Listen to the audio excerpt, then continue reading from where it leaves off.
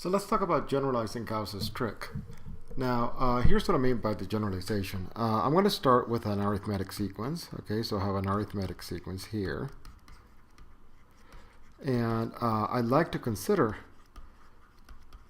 what the arithmetic series is. And that's going to be the sum from I equals m to n of a sub n. Okay? And in Gauss's trick, what we could do was we could do something like 1 plus 2 plus 3 plus up to n. And in fact, I could start anywhere I wanted. M plus 1 plus n plus 2 plus up to n, right? And this is Gauss. Okay, that's Gauss's trick. But now we're doing it for any arithmetic sequence. And in particular here, a sub n is going to be equal to a plus n minus 1 times d, as is the case for an arithmetic sequence. So what exactly is the series? Okay, and let's see. We're going to do this a little differently than what we've done up to this point, because I'm not going to do a proof that's kind of overtly about induction. Okay, so let me show you what I mean. Okay, so let's start with the sum from I equals m to n of a sub I. Okay, now what exactly is that? Well, that's just am plus 1 plus am plus 2 plus and a whole bunch of terms until we get to a sub n. Okay, and following Gauss, what we're going to do is we're going to write this backwards. So we'll write a sub m here, and over here we're going to have a sub n. So this must be a sub n minus 1. And this is a sub n minus 2, okay? And that is actually twice times the arithmetic series. Okay, now let's expand those, because we know what a sub m is. That's a plus m minus 1 times d. And m plus 1 is a plus m plus 1 minus 1 times d. And m plus 2 will be a plus m plus 2 minus 1. That's m plus 1 times d plus, and a whole bunch of terms, and eventually a plus n minus 1 times d. Okay, now let's write this in the other direction. Okay, and what we'll have is this is a plus m minus 1 times d, bunch of terms, and this one here is going to be a plus, let's see, this is n minus 2, so subtract 1 is n minus 3 times d. This is a sub n minus 1, so that's a plus n minus 1 times d. And this is a sub n, so that's a plus n. I'm sorry, this is a minus 1, so that's a n minus 2. This is n minus 1 times d. Okay, that's what the expanded terms are. Okay, and now what I'm going to do is I'm going to try to make these a little bit more even. Okay, so I'll focus on this pair right here, and I'm going to leave it alone. So that's a plus m minus 1 times d and a plus n minus 1 times d. Okay. Now I'll focus on the next pair, and what I'm going to do is I'm going to take one of these d's, I have m of them, and move them over to the second row where I have n minus 2. So I'm left with only m minus 1 d's in the top row, and now I'll have n minus 1 d's in the bottom row, because I had n minus 2 and I passed one more. Okay, and I'll do the same to this column here. So I have m plus 1 d's. I'm actually going to take 2 of those away, so I have m minus 1 d's, and then I'll add 2 to this one, so I have m plus n minus 1 d's. And you see this works in every column, right? I mean, that's the genius of Gauss's trick. So this is n minus 1. I'm actually going to take everything out until I have only m minus 1 left. Okay, so that's n of those that I'm moving, and I'll move them down here, so this becomes n minus 1 d. Okay, now once we get here, we're actually in pretty good shape, because we recognize that the top row is just always a sub n.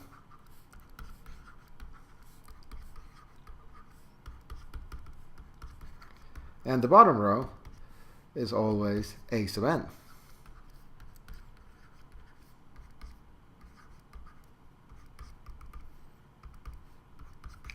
Okay, and so now I can just add that, and let's see how many columns are there Well, we go from m to n, so that's going to be n minus m, right? And don't forget the off by 1 error is actually n minus m plus 1. And what I'm adding is always a sub m from the first row, and then a sub n from the second row. Okay, so what have we shown, right? Well, what we have is that the sum from I equals m to n of a sub I must be equal to n minus m plus 1 over 2, we have 2 times, right? Times a sub m plus a sub n. Okay, and that's some, what we saw before, right? I mean, that seems perfectly reasonable. That's the proof, right? The only thing unsettling about that proof is right here. We have all those dots, and that's where we would use induction. Okay. However, actually trying to use induction on this is a little tricky. Okay, the algebra gets pretty messy, and so we're gonna do something more direct. Okay, so our theorem is this: a sub n is an arithmetic sequence.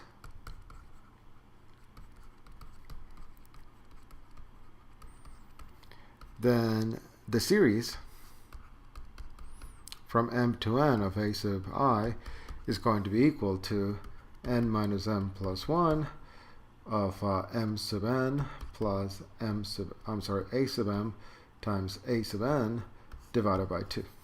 Okay, and again, the way that I think of it a lot of times is this thing here is the average term, right? And this thing is the number of terms.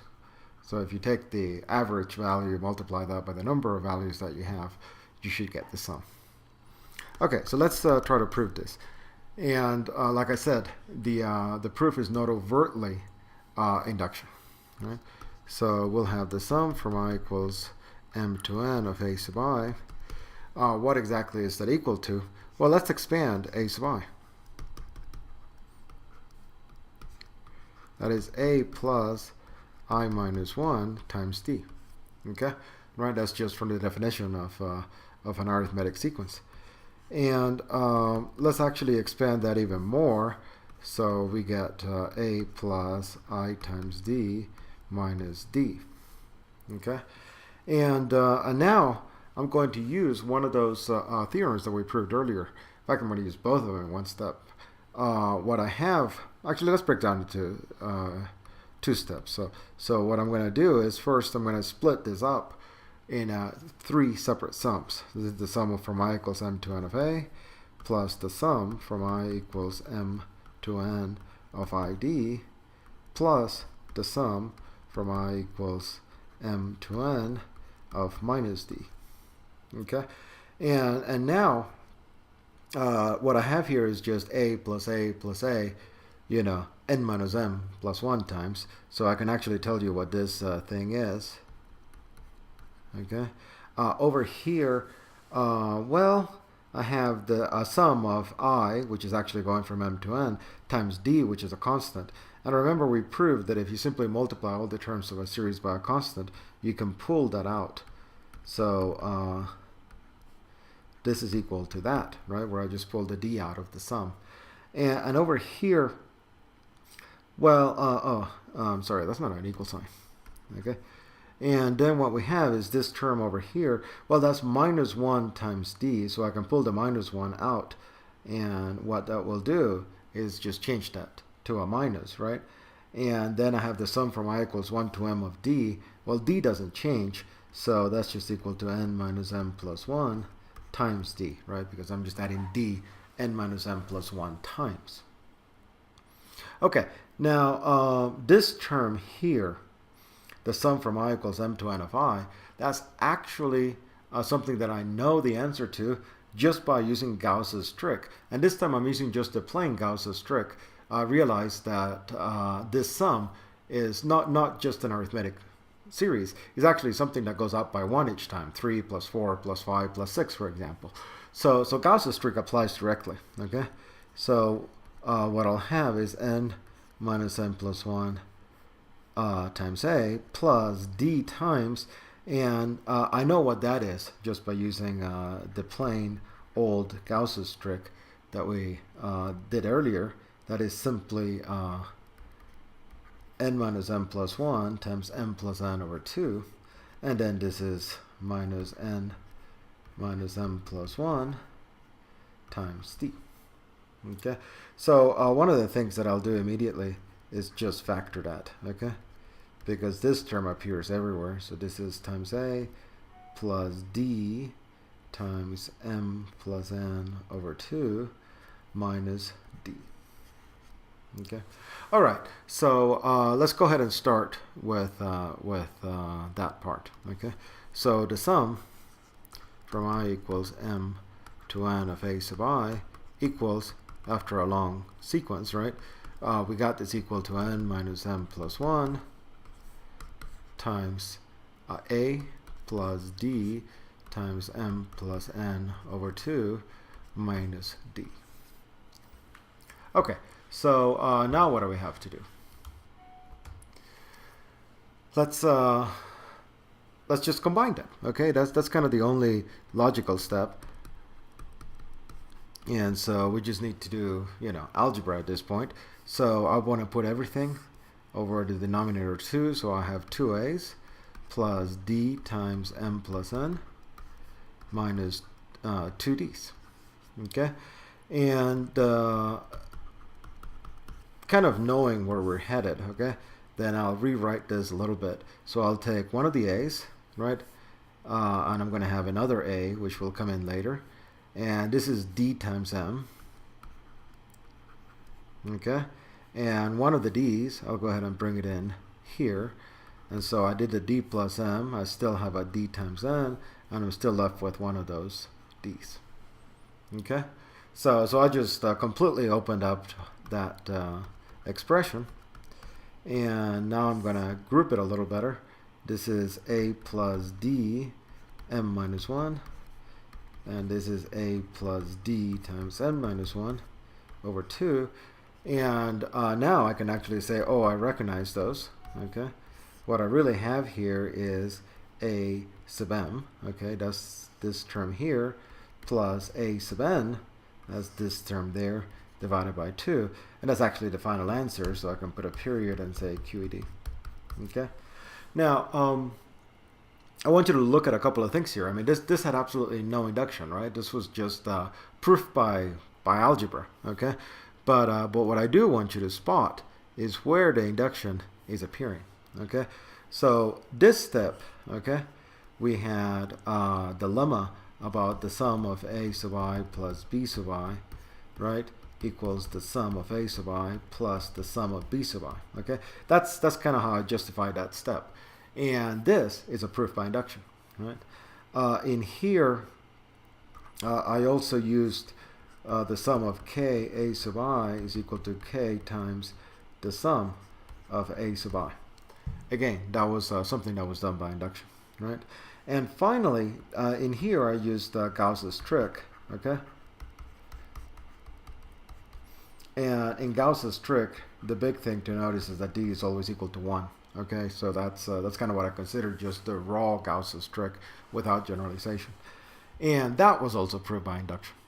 So this proof, kind of the arithmetic series proof or the generalized Gauss's trick proof, doesn't use induction directly, but it actually depends on these 3 different theorems that are proved by induction. Okay, so again, induction is kind of at the basis of it all, but this is another way of doing it that can be nicer, when you have enough lemmas, enough theorems that you can prove things directly. That works very well.